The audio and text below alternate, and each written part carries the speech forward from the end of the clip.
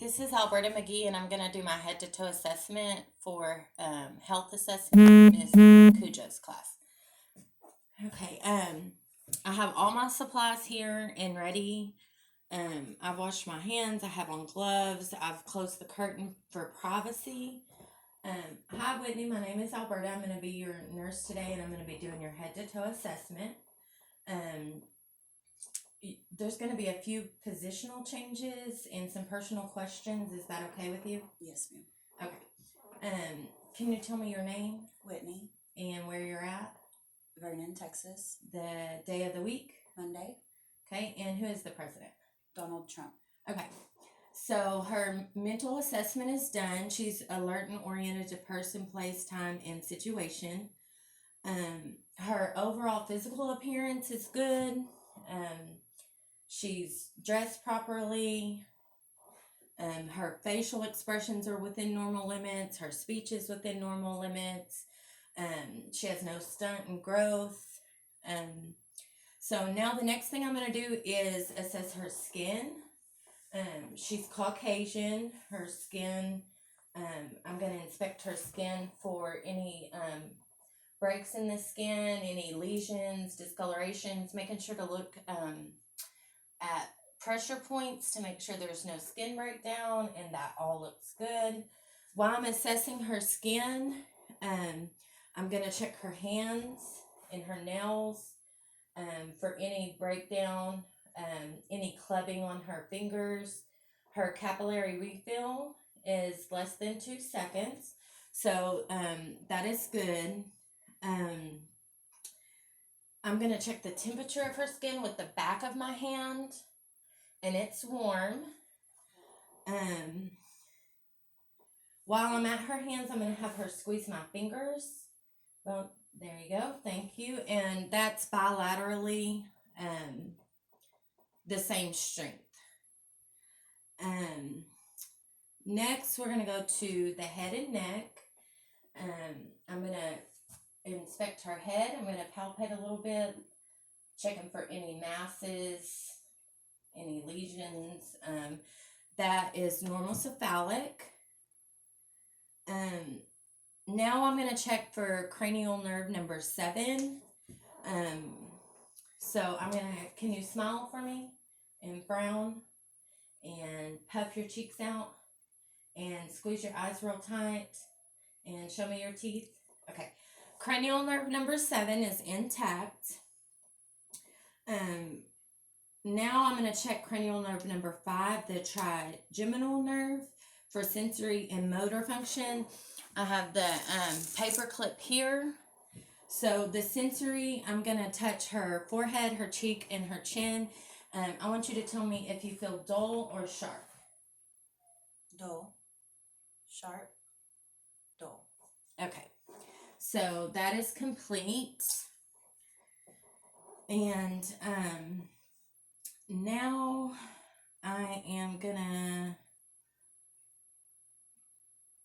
check the motor skills. Can you clench your jaws for me? Okay, and open your mouth. Okay, thank you. Before this started, we used the Snellen chart to assess cranial nerve number 2, and her vision was 20/20. On her jaws, there was no signs and symptoms of dislocation. Now I'm going to check her eyes. So I'm going to palpate here. Is it tender? No, ma'am. Okay. Conjunctiva. And her sclera is white and no pallor. Now I'm going to take the pen light and I'm going to check for direct and indirect. Just a second. So shine a light one eye and watch the other. And now, and they both constrict. So direct and indirect is good. And then I'm going to do accommodation. So Whitney, can you look up there for me and just look at my light? Okay. and her eyes did constrict there. So, that assessed cranial nerve number 3, 4, and 6. Now I'm gonna do cranial nerve number 8, which is the acoustic nerve.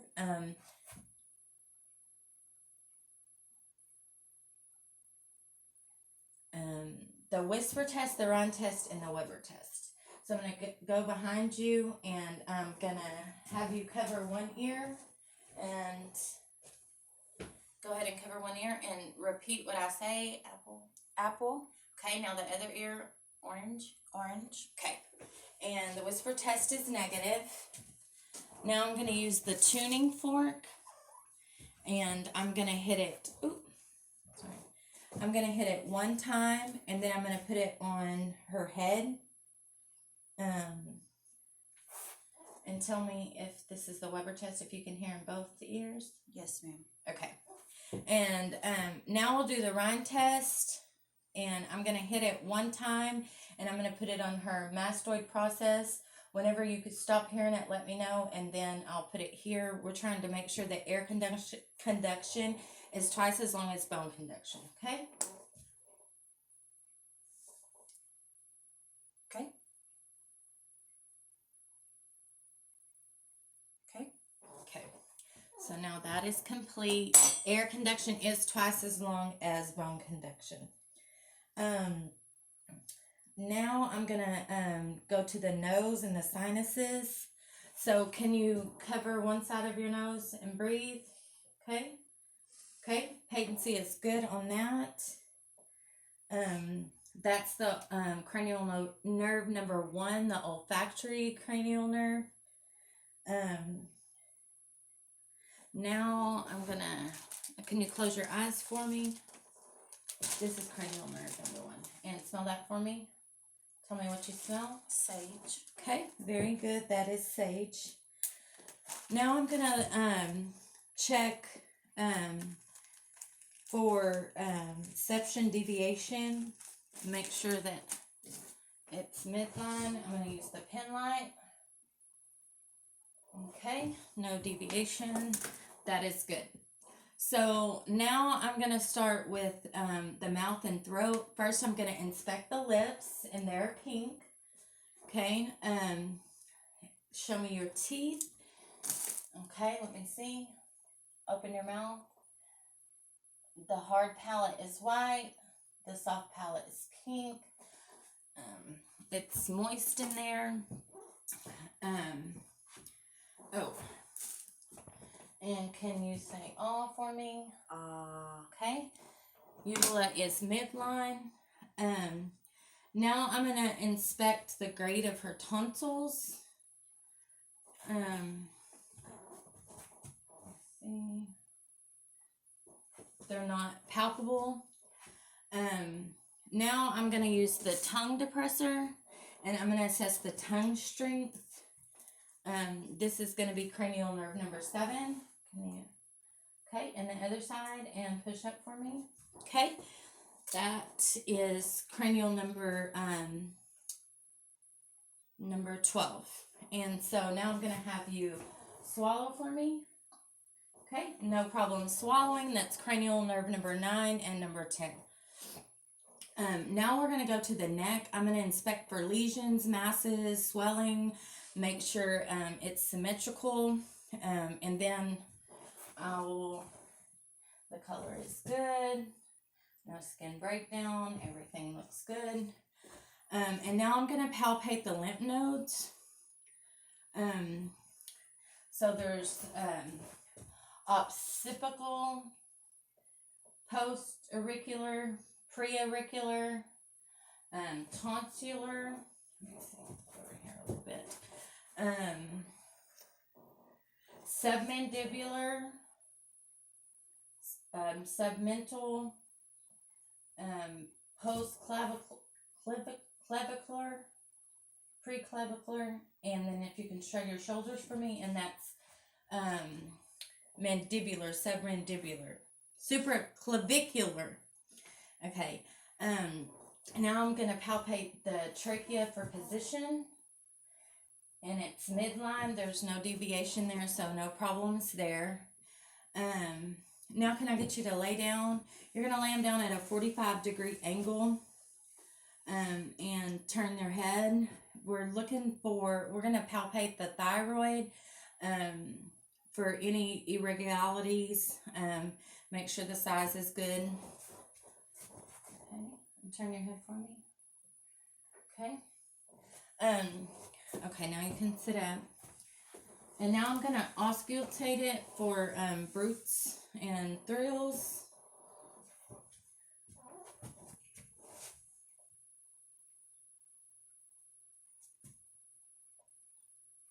Okay, that sounds good. Now I'm going to check the carotid pulses for bruits and thrills. Just one at a time.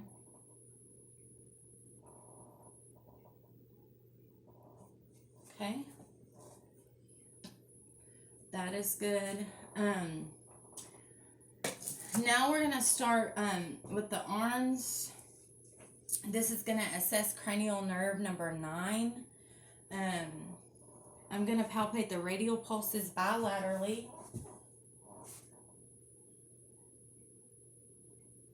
And they are 2+, so they're within normal limits. Now I'm going to do the deep tendon reflexes on the arms. So I have my little hammer here.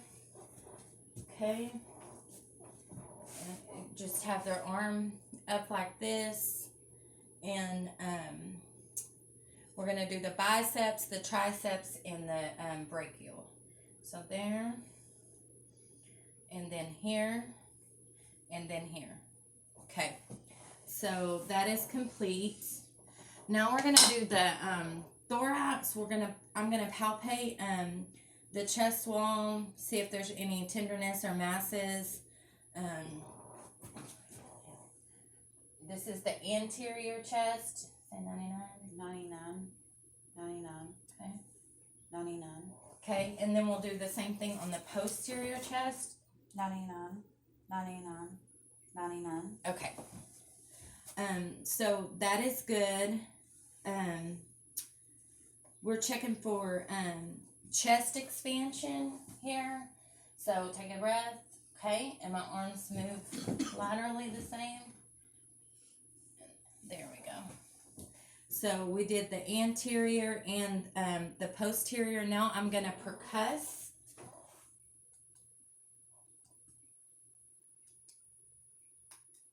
Okay, back.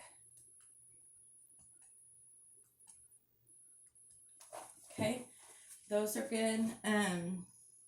Whenever I'm assessing when she's breathing, if she's using any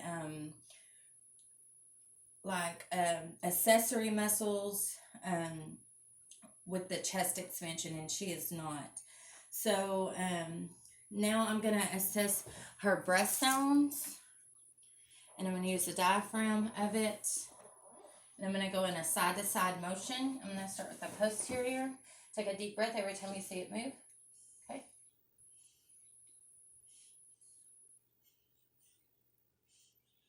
Okay. And now I'm going to do the anterior.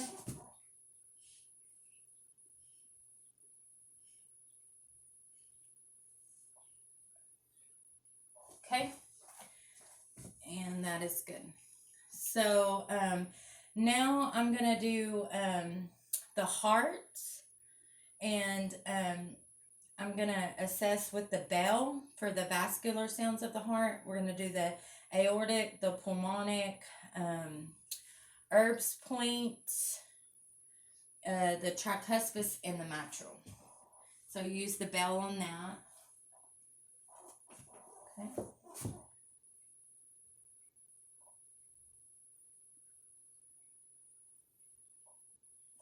And the mitral. Okay. Next, we're going to do the abdomen, and you have to make sure that you do the abdomen in the correct order. we do this to make sure that you have to do the palpation last because you don't want anything to be deviated. So first you'll inspect, then auscultate, percuss, and then palpate. So can I have you lay down for me? So I'm going to inspect the abdomen for any lesions, scars, make sure the umbilicus is midline, the pen light, everything looks good there. Okay, then we're going to auscultate. You're going to start in the right lower quadrant and then go clockwise.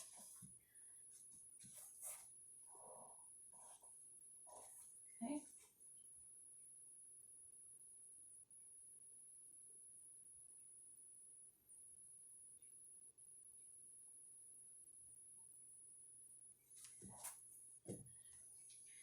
All right, so now we're going to percuss in that same order because you're looking for the dull sound, which is the timpani sound. So you start in the right lower quadrant. You're looking for that dull sound. And the last thing that you're going to do is palpate. And you're going to be looking for any tenderness, any rebound reaction. And that all looks good. Okay. You can, no, we're going to, now we're going to go to the legs and feet. You're going to be assessing the skin to make sure everything looks good.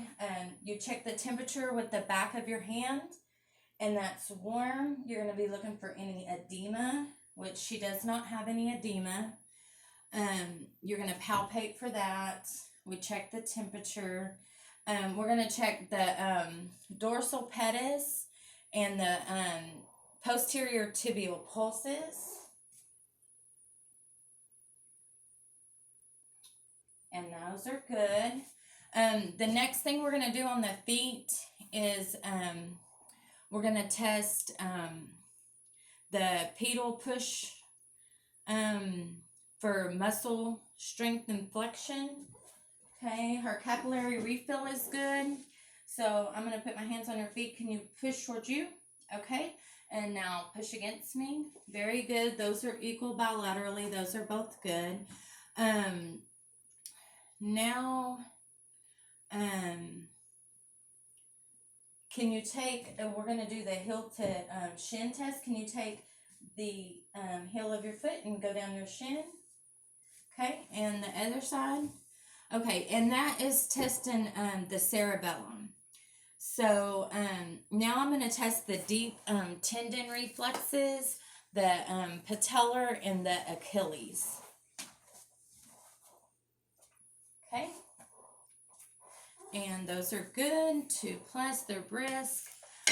Now I'm going to do her to make sure she has no sacral edema. Can you turn around for me? And you're just going to inspect with your pen light. Make sure that there's no sacral edema, and she's good. Okay, the last thing that we're going to do is the balance and gait test. The first thing I want you to do, Whitney, is stand up and go in a T-pose.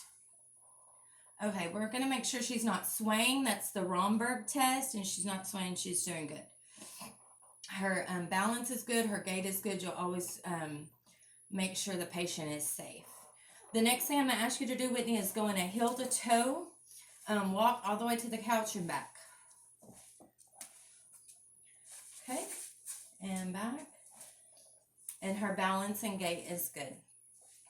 All right, that completes my head to toe.